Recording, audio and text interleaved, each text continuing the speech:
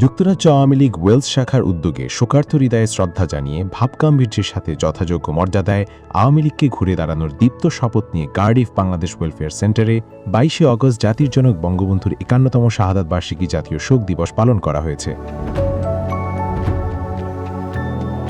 যুক্তরাজ্য আওয়ামী লীগের কেন্দ্রীয় সদস্য ও ওয়েলস আওয়ামী লীগের সভাপতি মোহাম্মদ মুকিস মানসুরের সভাপতিত্বে এবং ওয়েলস আওয়ামী লীগের সাধারণ সম্পাদক এম.এ. মালিকের পরিচালনায় অনুষ্ঠিত সভায় গোলাম মুর্তজা, শেখ মোহাম্মদ আনোয়ার, আবুল কালাম মুমিন, আনোয়ার আলী, ডাক্তার ইরফান উদ্দিন, আব্দুর রউফ, জহির আলী, জুয়েল মিয়া, সাজেল আহমেদ, ইমরান মিয়া ও সোয়ানুর রহমান সহ অন্যান্য নেতৃবৃন্দ বক্তব্য রাখেন।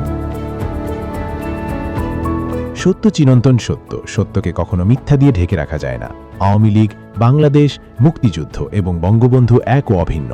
বাঙালি জাতি যতদিন বেঁচে থাকবে ততদিন মানুষের হৃদয়ে বঙ্গবন্ধু শেখ মুজিব চির অম্লান হয়ে থাকবেন বলে বক্তারা অভিমত ব্যক্ত করেছেন। আমরা আজকে দৃঢ় শপথ নিতেছি। আমাদের মাননীয় প্রধানমন্ত্রী জননেত্রী শেখ হাসিনা বলেছেন ডিসেম্বরে দেশে যাবেন। আমরা যে যে অবস্থান থেকে আমরা সবাই একসাথে নেত্রীর সাথে আমরা দেশে যাব। আমরা দেশে গিয়ে যে ইউনূস, যে সুদূর ইউনূসে দেশকে যেভাবে বানচাল করেছে, আমরা এটা প্রতিবাদ করব দেশে গিয়ে। ইনশাআল্লাহ আমরা সাথে সবাই যাবে। আমরা হাজার হাজার কর্মী, হাজার হাজার নেতৃবৃন্দ সবাই উপস্থিত একসাথে যাওয়ার জন্য। আমরা দৃঢ় বিশ্বাস আমরা সবাই একসাথে যাব গিয়ে আমরা।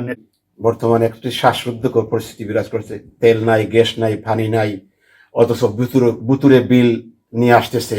গ্রামের অলিগলিতে মহিলারা জারুদি পিটাচ্ছে যারা বিল প্রণয়ন করছে তাদের। যাই হোক, আমার বিশ্বাস যখন নেত্রী যাবেন সেদিন ঢাকা অচল হয়ে যাবে। অন্ততপক্ষে ২০-৩০ লক্ষ মানুষ থাকবে। সেদিন সরকার থাকবে না, সরকারের কিছু করার ক্ষমতা থাকবে না। আমরাও যাবো ইনশাল্লাহ।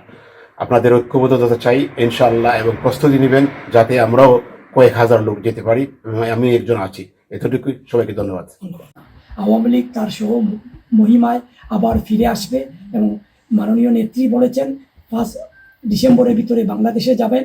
আমরা মনে প্রাণে বিশ্বাস করি নেত্রী অবশ্যই বাংলাদেশে যাবেন এবং নেত্রী বাংলাদেশে যাওয়ার প্রত্যাবর্তনের মাধ্যমে বাংলাদেশ আবার ঘুরে দাঁড়াবে এবং সেই বাংলাদেশে যে অন্যায়, অত্যাচার, নির্যাতন চলছে সেই বাংলাদেশ আবার ঘুরে দাঁড়াবে এবং বাংলাদেশ এগিয়ে যাবে। বাংলাদেশের অস্তিত্ব টিকিয়ে রাখার লক্ষ্যে, বাংলাদেশকে এগিয়ে যাওয়ার লক্ষ্যে আমাদের সবাইকে আজকে 15ই আগস্টের এই জাতীয় শোক দিবসে দীপ্ত শপথ নিতে হবে। যতদিন বাঙালি জাতির এই মুক্তির আন্দোলনকে আমাদের বেগবান করতে হবে। আজকের এই অনুষ্ঠান থেকে মাননীয় নেত্রীর সুস্বাস্থ্য এবং দীর্ঘায়ু কামনা করছি।